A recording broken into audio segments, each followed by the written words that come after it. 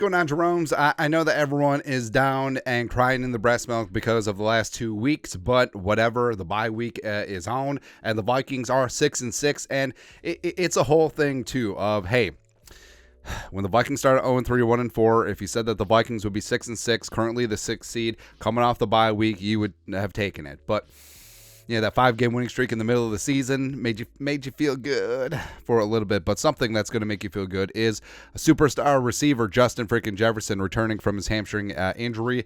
Missed 7 games, out 8 weeks, but knocking on all the wood, should be 100% good to go. So JJ return to the Vikings is a huge boost.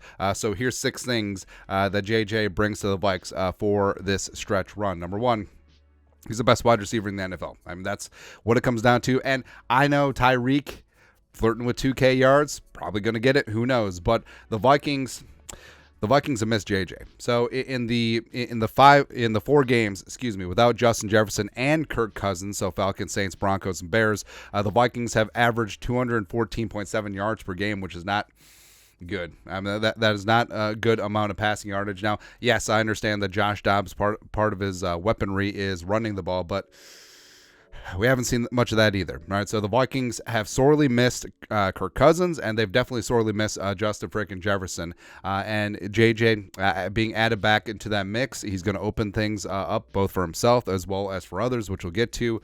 Number 2, he's going to lighten the boxes. So the Vikings running game, it has not been good. And the running backs have been under 100 yards in 6 of 7 games without JJ. The only outlier is Denver, where Chandler and Madison combined for 154 yards on the ground on 28 carries. So what's happened is that defenses have crept up into the box, putting 8 guys in there, sometimes even more. And the whole thing about it is that, hey, with no Jefferson, we're going to take our chances on the outside one-on-one. We're going to play some cover one, and we're basically just going to rack up and stack up the box. And it's sort of kicking the Vikings right in the teeth of what they should be doing. So without Jefferson, the MO with Jaron Hall or Josh Dobbs has been run the ball. Get Madison going, get Ty Chandler going, get something going on the ground. But the whole counter for that is that defenses are just going to stack the box without JJ on the outside. Now, with Jefferson back at 100%,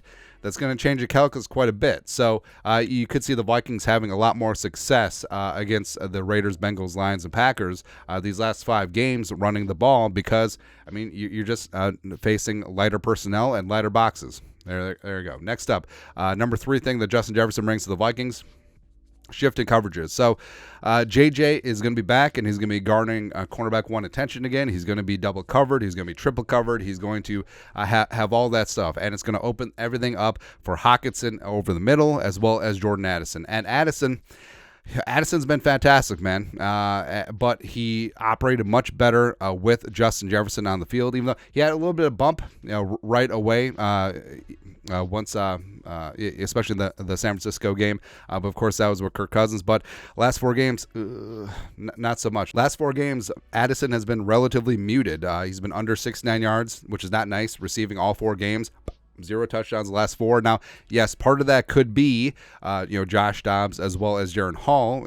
They're not Kirk Cousins, but also, he's been getting cornerback 1 attention. You got Jalen Johnson against the Bears, PS2 against the Broncos, basically erased him. Lattimore against the Saints, and Terrell with the Falcons. So it's been tough. It's been tough last 4 games for Addison. But with JJ back, Addison squaring off against cornerback 2s, getting singled up, I think that you're going to see him light things up no matter who the quarterback is.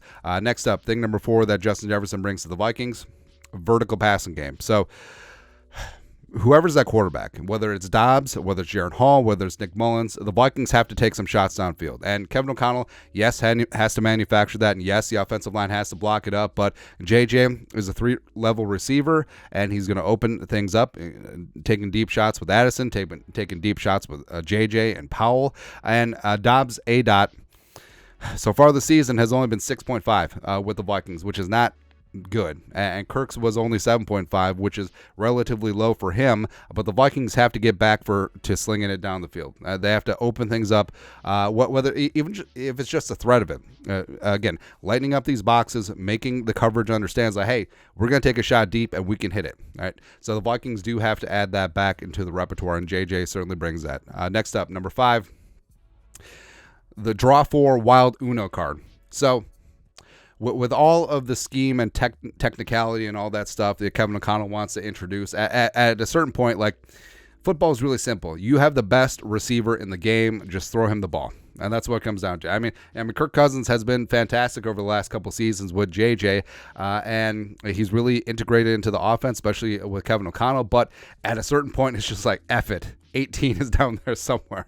And we know that Josh Dobbs can be a little bit YOLO at times. We know that Nick Mullins, given his track record in the NFL, can be YOLO too. And Jaron Hall, I mean, if he gets to start, JJ is going to be Jaron Hall's best friend. Because at a certain point, you just have the best player. Just give him a catchable ball and let him do the damn thing. All right, so that's what's going to happen. And with O'Connell, I mean, props. I mean, when JJ went down against the Chiefs, Kevin O'Connell definitely was on one against the Niners, against the Packers, and also against the Falcons, and the first half against the Saints. Like, he changed up the offense so well that you're thinking, okay, could the Vikings survive without JJ? And it was out of necessity. And Kevin O'Connell, frankly, became a better play caller. Now, second half against the Saints again, and then the Broncos and the Bears game, that's a completely different story. Not good. No bueno. But it did seem like maybe at the beginning of the season, Kevin O'Connell was in that trap of, hey, we have to get 18 the ball. I have 18. I have to use 18 versus just taking what the defense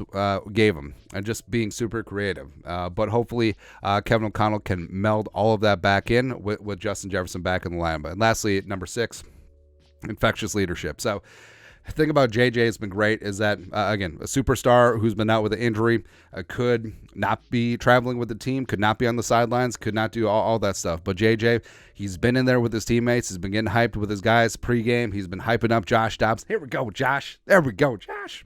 All that stuff. And, JJ on the field, he wears that Captain C for a reason, man. He is a true leader, both by example, as well as he's just got a great attitude. Like, Justin, there's players you can tell are just in it for everything that the game gives them, whether it's the money, the fame, the notoriety, everything else. JJ is in it because he loves the game. Like, again, if these guys were getting paid $10 a game, JJ would be in. And he would be dominant. Like JJ, the part-time electrician / contractor / wide receiver 1 in the NFL. $10 a game. And he would be in there. He would be dominant. That's exactly what he'd be doing, man. But I think the Vikings offense has been a little listless. And, I mean, they're fine when Kirk was there because obviously, he's Captain Kirk. But also, once they lost him, I mean, no one really stepped up. And I think JJ being back on the field is going to give the offense a huge boost and the team writ large. So I'm excited about it, man. I cannot wait. Again, it's been a rough last couple of games, and yes, it would have been fantastic to go 7-0 without Justin Jefferson, and the Vikings were yay close, but stop turning the freaking ball over, and maybe we'll talk. Again, 7 turnovers against the Broncos and the Bears, and he lost both games by a combined 3 points. That's frustrating. It is, but you can't change the past. You're 6-6. You're still in the 6th seed, and you get a nuclear weapon in Justin friggin' Jefferson back for the stretch run of these last 5 games. Get it done. Go make it happen, baby. That's it. But your thoughts are thoughts of six things Justin Jefferson brings to the Vikings. Once he gets back, let us know your thoughts and our thoughts in the comment section below. Subscribe for daily Vikings takes. Want to support the work? Put a little something in the Venmo. But till next time, Skol, production value.